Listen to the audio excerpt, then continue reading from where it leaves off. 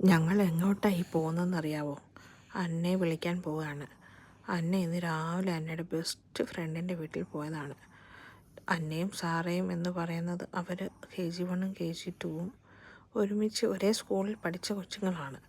പക്ഷെ അവരോട് ഭയങ്കര കൂട്ടാണ്. അങ്ങനെ അവളെ വിളിക്കാൻ വേണ്ടി ഞങ്ങൾ പോവുകയാണ്. ഈ മഞ്ഞ ഡ്രസ്സ് ഇട്ടേക്കുന്നതാണ് സാറക്കുട്ടി.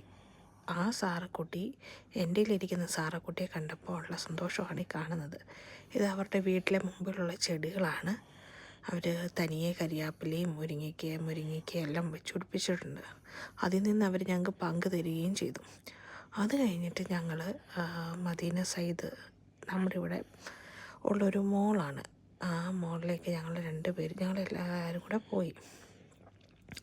ഞങ്ങളെല്ലാവരും എന്ന് വെച്ചാൽ നമ്മുടെ ഫാമിലി, സാറയും അവരുടെ ഫാമിലിയും വേറെ സ്ഥലത്തേക്ക് പോയി ഷോപ്പിങ്ങിന്.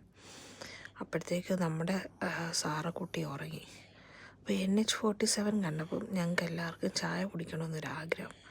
എന്നാൽ ശരി, അവിടെ കയറിയതല്ലേ, എന്നാൽ അവരുടെ ഒരു ചായയും കുടിച്ച് അവരുടെ റെസ്റ്റ് റൂമിലും പോയി. അവരുടെ അവരുടെ റെസ്റ്റ് റൂമിലും പോയി ഞങ്ങൾ കൊച്ചുങ്ങളുടെ പാമ്പറും മാറി ഇങ്ങനെ തിരിച്ചു വന്ന് ചായ കുടിച്ചിട്ടിരിക്കുകയാണ്. നല്ല ചായയായിരുന്നു, കുഴപ്പമില്ലാത്ത നല്ല ചായയായിരുന്നു. അന്നയ്ക്ക് പിന്നെ ചായ വേണ്ട, ഇസഹാക്കിന് ചായയേ വേണ്ട, അവന് ഒന്നും തന്നെ വേണ്ട. പിന്നെ ഞങ്ങൾ ചായയും പരിപ്പുവട ഉണ്ടായിരുന്നു, അതും കഴിച്ചു. അതും കഴിച്ചിട്ട് ഞങ്ങൾ അവിടുന്ന് പതുക്കെ എഴുന്നേറ്റ് അന്ന് പാവങ്ങളുടെ മാളായ ലുലു മാളിലേക്ക് പോകാമെന്ന് വിചാരിച്ചു. ലുലു മാളാണല്ലോ നമ്മുടെ എല്ലാം.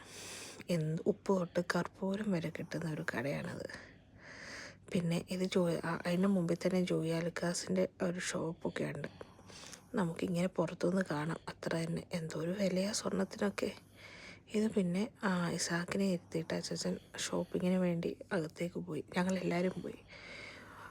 തിരിച്ച് ഞങ്ങൾ 5:30 ആയപ്പോൾ വീട്ടിൽ നിന്ന് ഇറങ്ങിയതാണ്. ഇത് ഏകദേശം 10 മണിയായി. കൊച്ചുങ്ങളെല്ലാം ടയേർഡായി. സാറേ ഞാൻ കാർ സീറ്റിലിരുത്തി. അവൻ അതുവഴി എല്ലാം ഓടിക്കളിക്കും. അതുകൊണ്ട് എപ്പോഴും അവനിഷ്ടം സീറ്റിൽ ഇരിക്കുന്നതിനേക്കാളും താഴെ ഇങ്ങനെ ഇരിക്കുന്നതാണ് ഇഷ്ടം. അതിൻ്റെ ഇടയ്ക്ക് ഇസഹാക്ക് അന്നയ്ക്ക് കയ്യിലൊരു കടിയൊക്കെ വെച്ച് കൊടുത്തു. അന്ന അതിൻ്റെ വിഷമത്തിൽ അപ്പുറം ഇരുന്ന് കരയുന്നുണ്ട്. അവൻ നന്നായിട്ട് കടിക്കും എല്ലാവരെയും. ഈ കുഞ്ഞു സാറേ വരെ കടിച്ചിട്ടുണ്ട് അവൻ. അന്ന വിഷമം പറയുകയാണ്. അവിടെ കൈ വീങ്ങിപ്പോയി കടിച്ചിട്ട്. അങ്ങ് ചുമന്നു കുഞ്ഞിൻ്റെ കൈ അങ്ങ്. അപ്പം ഇത്രയേ ഉള്ളൂ. നാളെ നമുക്ക് കാണാം വീണ്ടും.